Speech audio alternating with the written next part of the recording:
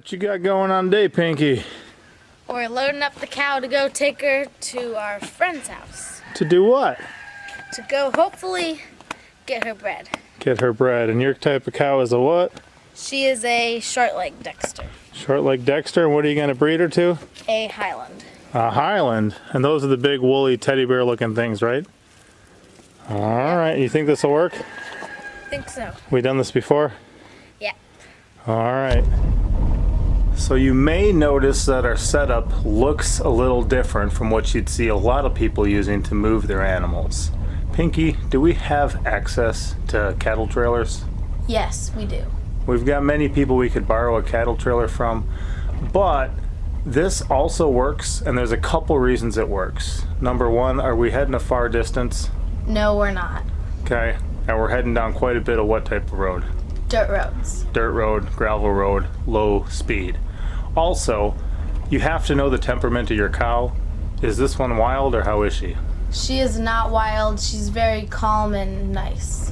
Yeah, and what we've done is we've secured this one cattle panel to my trailer. It's secured to the back and to the front. And then what do we do to her to help hold her in place as well? We just tied her to the back of the trailer. So she's calm, she rides well. Does she have experience being moved like this? Yes, she does. So it may look a little interesting to some people, but this is a safe way to move our cow the distance that we have. So before you jump crazy on the comment section about putting our cow at risk and needing a cattle trailer, we can use cattle trailers, and we have before. But for our purpose this time, this is going to work just fine. So our cow is named Zinnia, and she works well for our homestead. What type of cow is she, Pinky? And tell us some things about that kind. Okay, so she is a short-legged Dexter, and they're just really good small homestead cows. They don't get that big, and they eat not as much as just like full-size cows, and they produce a pretty good amount of milk for their size, and they're just a lot easier on the pastures, and they're great cows. So this is the first one that we had on our homestead. Her mom was kind of crazy and not very good, but thankfully we were able to raise this one as a bottle baby. The children, you know, have had it grow up with them. And they are a smaller breed, but they provide plenty of milk for us. She also enjoys a lot of roughage, where she doesn't always need just 100% green pasture.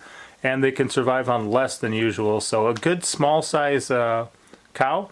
Especially if you have, you know, a smaller homestead, you have limited acreage, limited pasture. She works well for us, and she's been a huge blessing to our family. We did get her disbudded when she was young, so that's why she doesn't have horns. And she's a very friendly, kind cow that listens rather well to the children. So when we had Zinnia, her mom was bred by a Dexter. So Zinnia is 100% Dexter. But this time we have a different arranged marriage, which is going to give her her hairiest husband ever.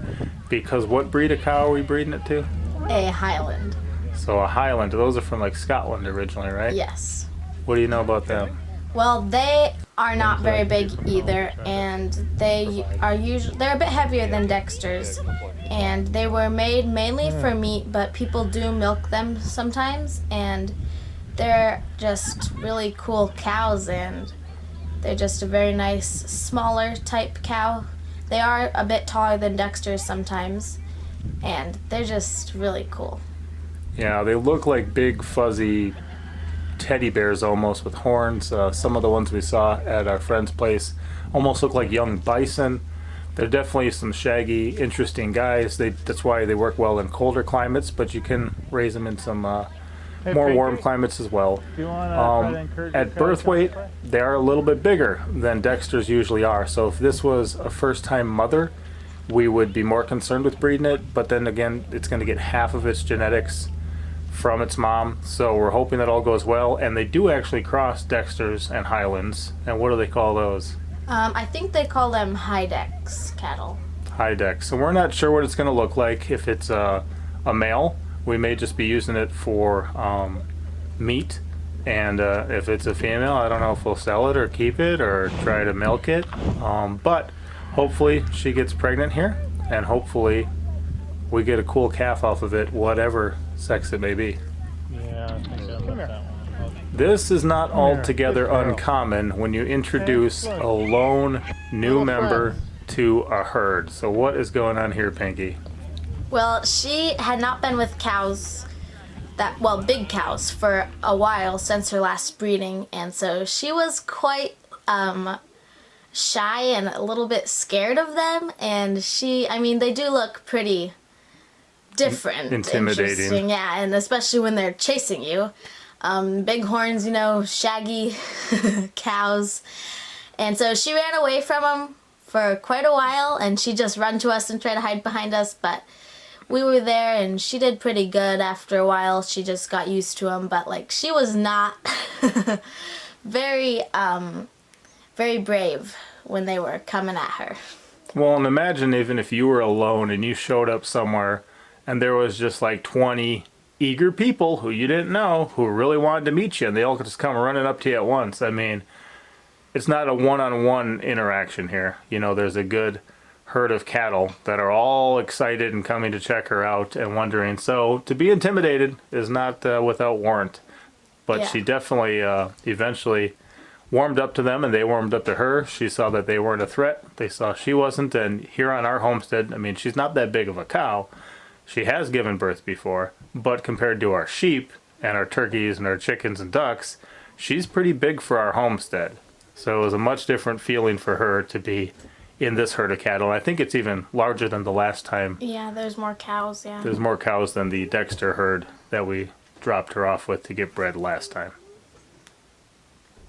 So this is Silver, and this is going to be her husband, and he's just a very smaller Highland, and he is very beautiful, and I love his coloration and everything. And she was a little scared of him at first too, but she warmed up to him, and I'm very excited to see what he looks like, see what their calf looks like.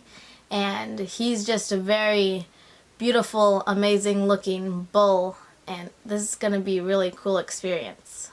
And he's the herd sire for this herd of Dexters, herd of Highlands right now. He is a nice looking one. He's done the job well before. You may think, wow, he's quite a bit bigger than her. And yes, he is, but you should have seen the one she got bred by last time. He was short-legged, but he was thick, and he looked just like a giant caterpillar out there. And you're like, how in the world is this even going to work? Because that's a lot of weight even to get up on the back of a little cow. But the last one did, and we're expecting this one too. So hopefully before too long, we'll have some confirmation of successful interaction, and we'll be free to pick her up. But she's periodically gone into heat quite a bit lately. She's definitely ready for it. We're ready to get back into milk. Before last Feast of Tabernacles, we dried her up, so that way we wouldn't have to worry about milking her while we went camping for a week. And we definitely want more milk though coming, so we'll see how that works. Thank you so much for watching this video. I really like watching these Highlands myself. They're just beautiful, amazing creatures, and I hope that you enjoyed this as much as we did. We're looking forward to see what comes of this. We thought we'd just document this quickly and share it with you guys. Give you one different tip for moving animals that you may not, have thought of. A lot of people, it's always cattle trailers and stuff, but we've moved sheep this way, we've moved goats this way, we've moved cows this way.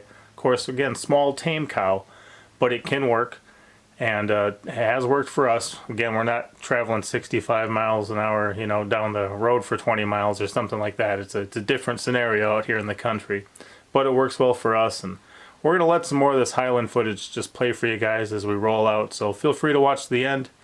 If you want more interaction while you're just watching, feel free to leave a comment or two below. Tell us what you think. Have you ever seen Highlands in real life? And would you be comfortable even walking out in a field of them yourself and just watching them all kind of run up around you? These ones had some good temperaments, so we didn't mind doing that, but you have to know the animals or you're putting yourself at risk. We'll see you next time. Pinky out. Papa out.